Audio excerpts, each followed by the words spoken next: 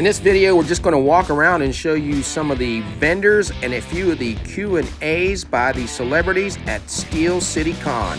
The place was very crowded, so we did not have the best seats to record any of this stuff, but we tried. Hope you enjoy it. We're going to show you a little bit of the vendors in here. Look, there's Batman. We'll pick out a few that we think are interesting. Let's just start down this row. I showed you this before. All these old cards. The A-Team. I'm surprised these still exist. Three's Company, Grease, Mork and Mindy, Alf, Howard the Duck. Used to read that comic book. Marilyn Monroe, I've never seen those. 21 Jump Street, Michael Jackson, New Kids on the Block, Saturday Night Fever, $7 a pack. There's the 1978 Elvis cards for $5 a pack. Almost missed this one. This is a different set of Elvis cards. I don't recognize those. Should have kept ours, Bobby. All these cards. I always like to eat the bubble gum out of mine. And I asked them back there if they try them, the people that sell them, and they said the bubble gum will last just a few seconds in your mouth before it disintegrates. Let's keep heading down this way. The Crime Dog, McGruff. Everybody being good here today? All right, keep an eye. You're doing a great job. I always like coming down here and looking at all these autograph posters that they have framed up very nicely and see what they're selling for. There's the Green Hornet for $275. $295 on Uncle Fester. Who remembers that? Not the mama. $295. Godzilla. Also got in the costume for $285. Gene Simmons, $275. Planet of the Apes, $395. Sissy Spacek, $250. William Shatner in the Twilight Zone. He comes here quite often, $275. And Clint for $250. Grinch suckers filled with mini gummy bears. So that's chocolate, and when you bite into them, the gummy bears are going to fall out. If you want to go as Michael Myers, you should be able to find which one you want here. I think I've seen those two before, and a couple Freddy ones.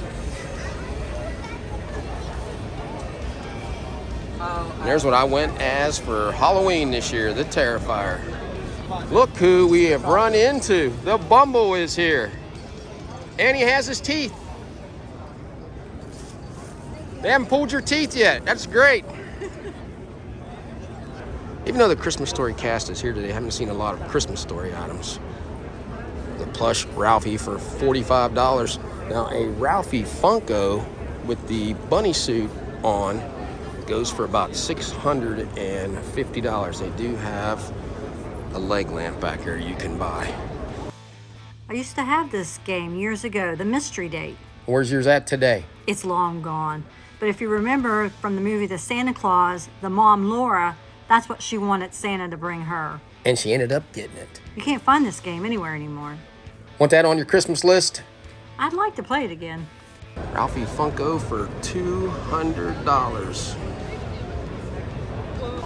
Can't walk by without showing this Killer Clown plush assortment. Even have the cotton candy. Didn't know they made those. And they also make the Day of the Dead plushes.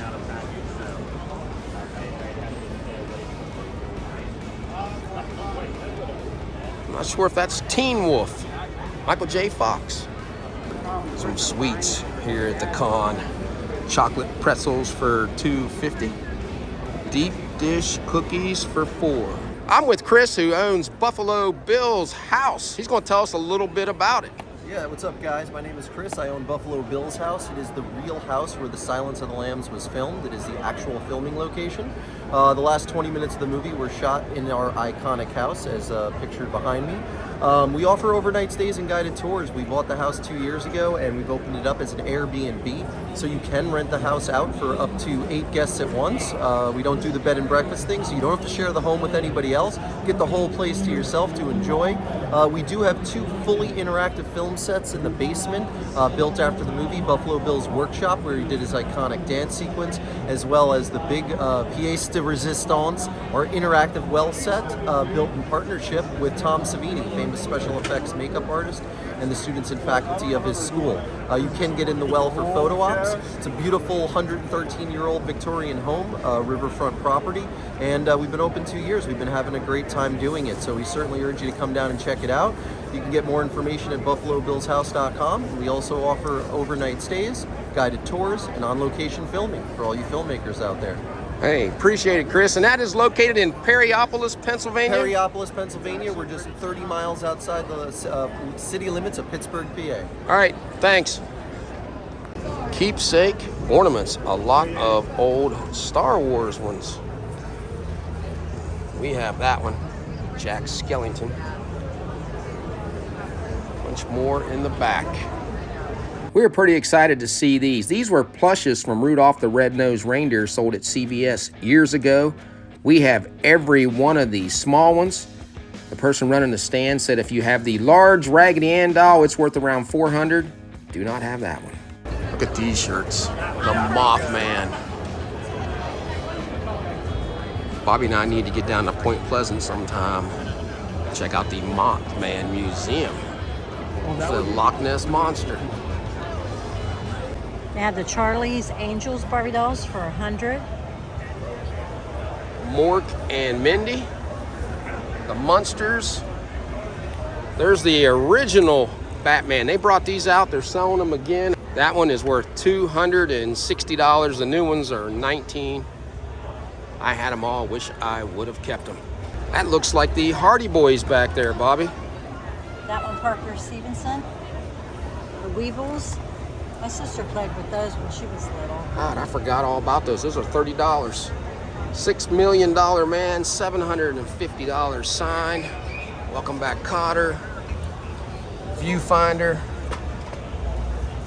Angie Dickinson, policewoman. She's been here at this convention. We were lucky enough to meet her. They have 3 different types of earrings. Old Fudge, Ralphie and the Pink Nightmare, and the leg lamp. Those are $12. Some Christmas items. Christmas Story Collector's pint glass set for $40. Peanuts.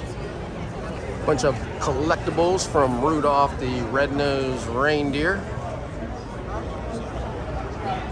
$40. $125.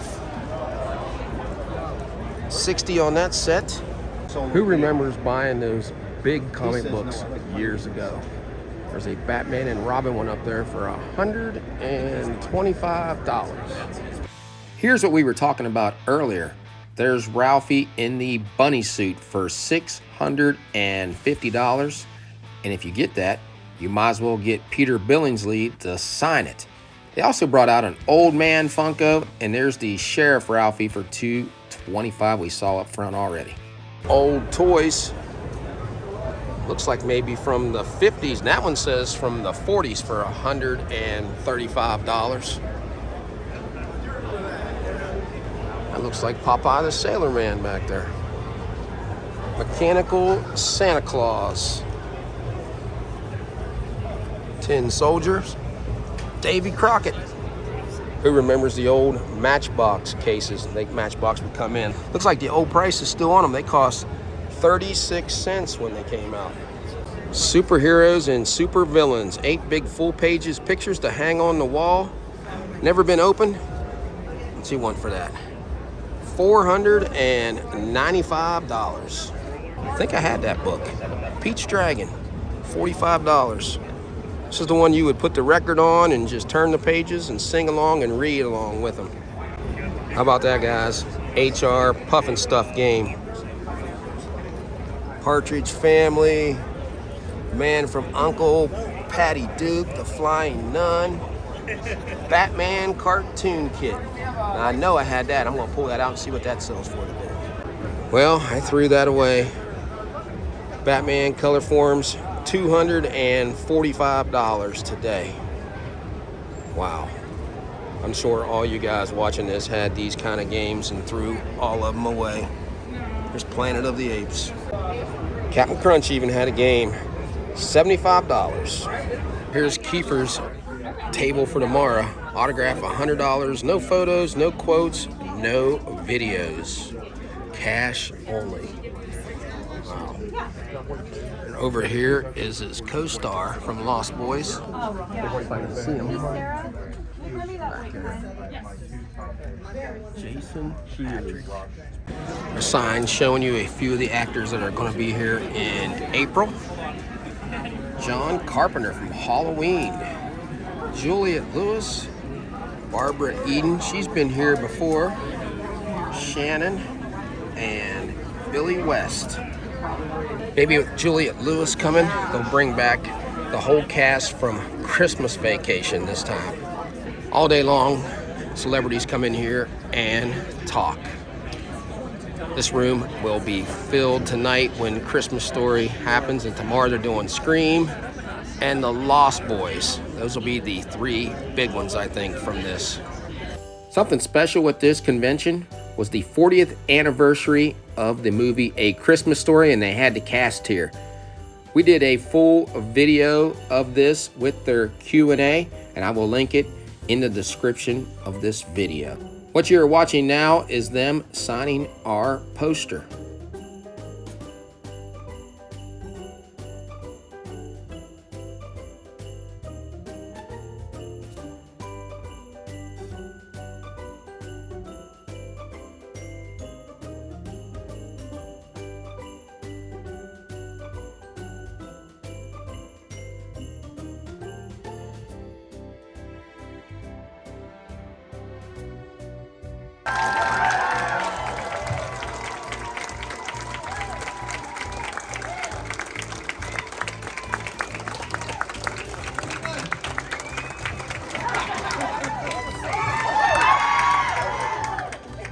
This summer I took my shirt off for a movie. No, it doesn't look like Courage on Fire. I hear them all saying, wow, what movie? It's a guy. Why is no saying what movie it was that he took his shirt off? We'll see what the angles. Hopefully the angles help me a little bit. You know what I'm saying? Yeah, maybe not directly from the side. Not such young guns anymore. Maybe not in profile. Yeah. Is that cool if I'm just like three-quarter and not breathing? Speaking of young buns, gravity works, guys. Gravity works. Things start going south on you, and I don't mean to Mexico. Old Mexico, as we called it in the movie. Old Mexico. We were pretty rambunctious, and they, after about a week and a half, I think it was, they decided to stop letting us ride our horses to the set. The first day Mr. Palance came to set, it used to take us, like a half an hour to get propped up, because we had all these guns and all these straps and all these pouches and things that we had on us. So it would take a long time to get propped up every morning. And I was in the middle of getting propped up, and Mr. Palance comes, and he's going to choose a gun. That's all he has to do is choose his gun. And I say to him, I go into the 2-minute spiel of, gushing and, oh my God, you're a legend, you're an icon, it's such an honor to work with you, blah, blah, blah, blah, blah, blah, blah. And at the end of my whole spiel, Jack Palance looks at me and goes, yes.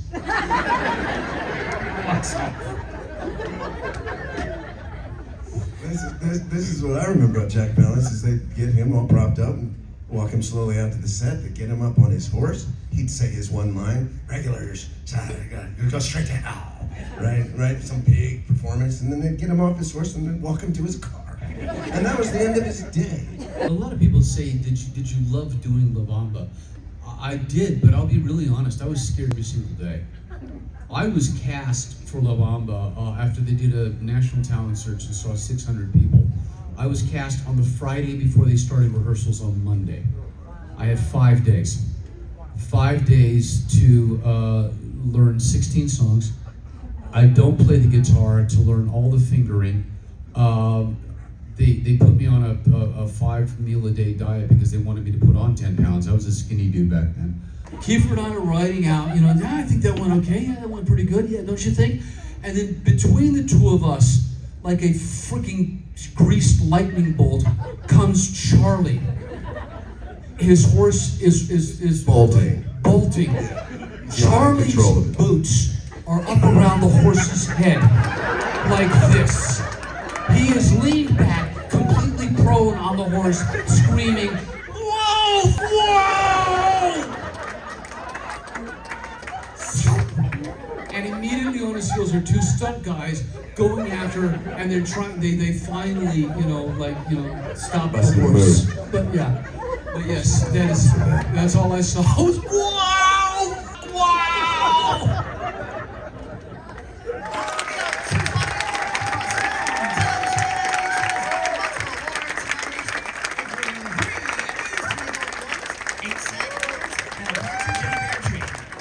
Thank you all for coming.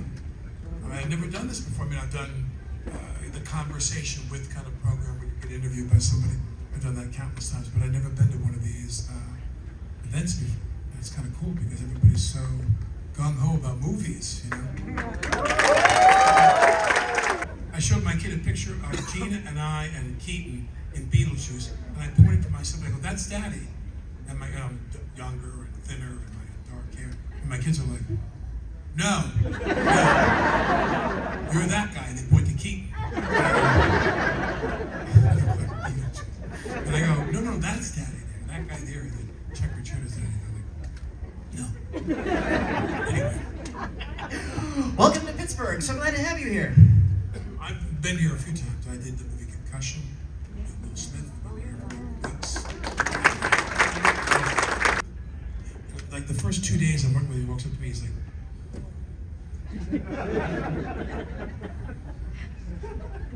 "You're very good, Alec, you're very good."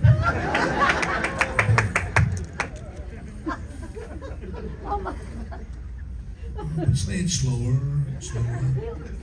You're very good though, Alec, you're very good. And he's talking to me, and the whole first day we're shooting, I'm like, "Could you say that again? Because I can't hear a word you're saying." All I see is, all I see is Bob. Again, I got tears. The legendary Whitney Houston's on the show one time, and she's doing the rehearsal, the music rehearsal, which is always on a Thursday.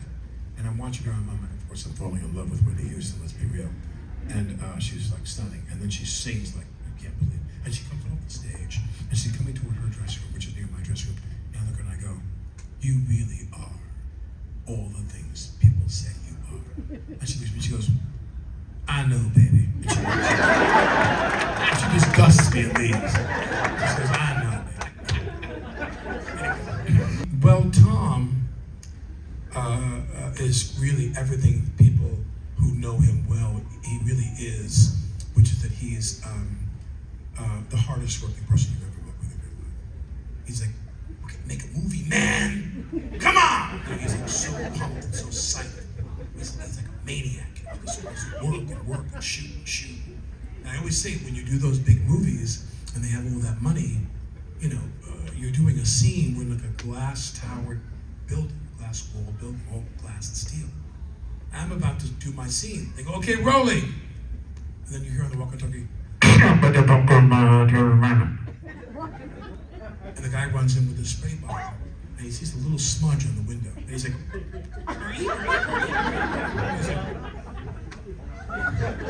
he runs out.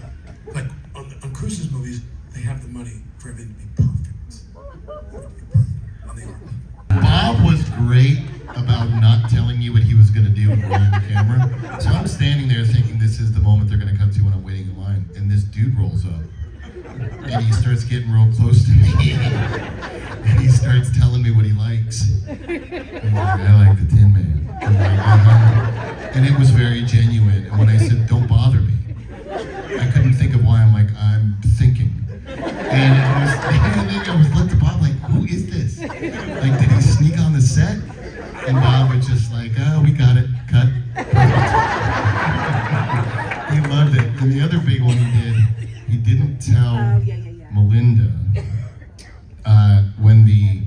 duck came out, that it was a full duck with its head on. So when it lands and you see her reaction, it's completely genuine.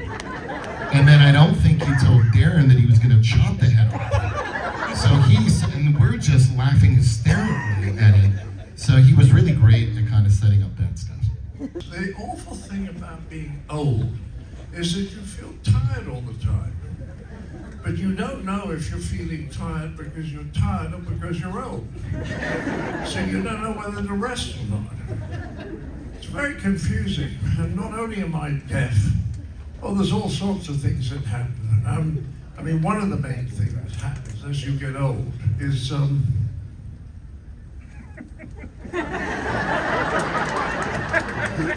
lose your memory. We all say, my memory is not what it was. Well, if you can't remember what it was like, how can you say that?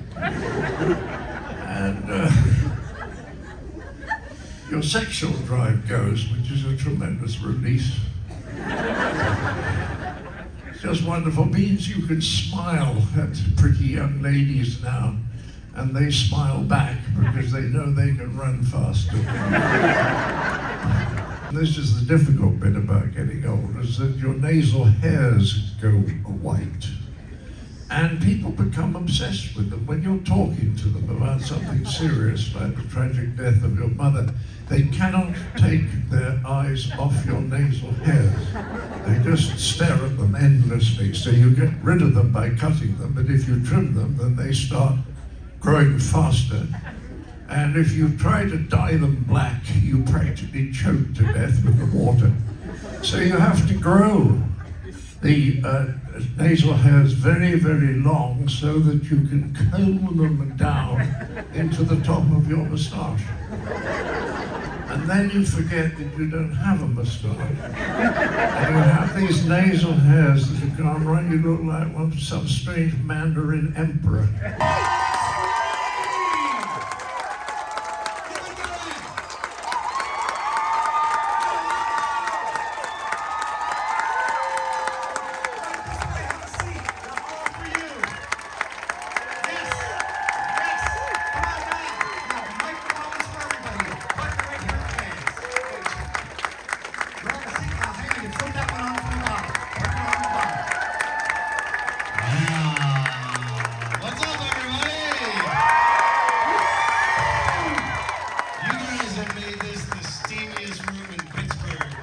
Love you, happy holidays, and let's have a good time. Kyle, let's get our first question. Let's make this magic happen. What's your first scary movie? The first one we ever saw? First? Thank you, wow. Great question. That was Halloween. Mine wasn't a movie, but Salem's Lot. I remember when that was terrifying. Mine was The Changeling. First ever? I'm going to say mine was Showgirls. Absolutely frightening.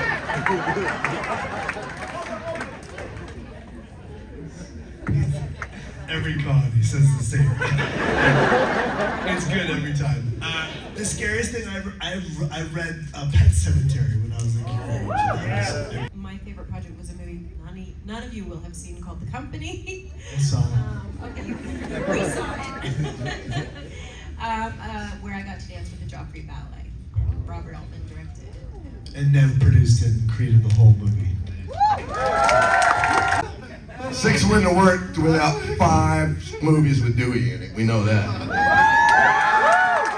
Otherwise, he was stuck in the top, right? Otherwise, he really thought it was me. So that's on him.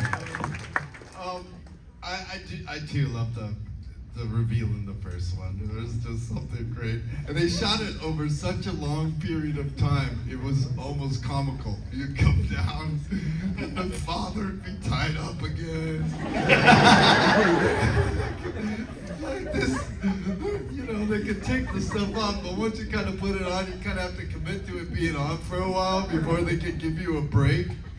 So he's sitting there with this duct tape on his face. And it's all tied up when they tie him up. I don't know. I used to go by and shoot a bunch on Super 8. I think we should ask you who killed Casey. A lot of people think Stu killed Casey. I think it took both of us to get her in the tree, though.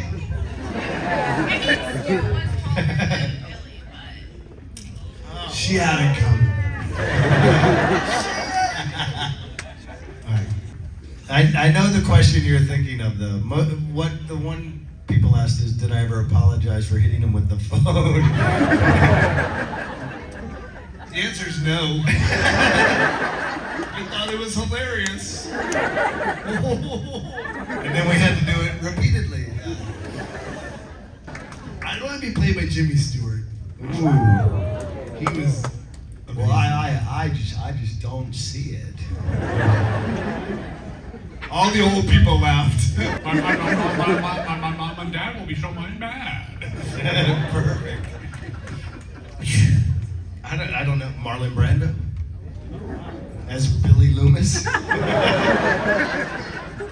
It's such an honor to have gotten to play Sydney. I mean, we had no idea when we auditioned for these roles, even when we made the film, the impact that it would have. I don't think there was any way to comprehend how far these films would go and the effect that it would have. I'm so incredibly grateful that it's had such an impact on people. When people come up to me and tell me that somehow Sydney inspired them to get through hard times, that somehow she inspired them to be strong or to grow into someone who's not a victim, who's a fighter. For me, I mean, I got to play this role. I got to work with Wes Craven. I got to work with these actors. But to then have that on top of it, it's such a blessing, and I'm so, so grateful.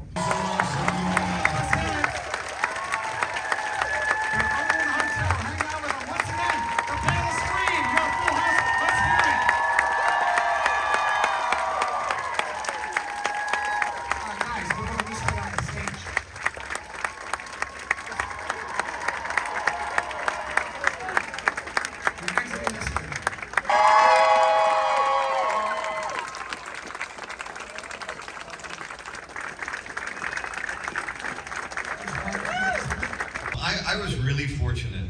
The first job I got in the United States was with Steven Spielberg.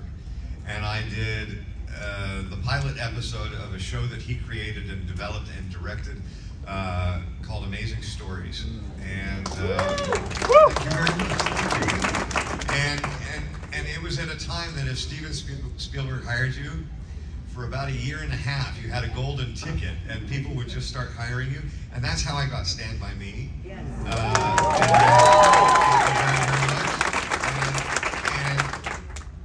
And Joel kind of had a meeting with me based on another film, but he made a point of telling me not to worry, that he was going to hire me in this meeting, and that was the first time that like literally 2 days later I met Jason, because that's who he wanted to cast for that. So the nicest thing I've experienced here at one of these, at this con and others, is watching a parent come and say, my dad showed me this film 25 years ago, and now I've shown it to my son or my daughter, and they're here together.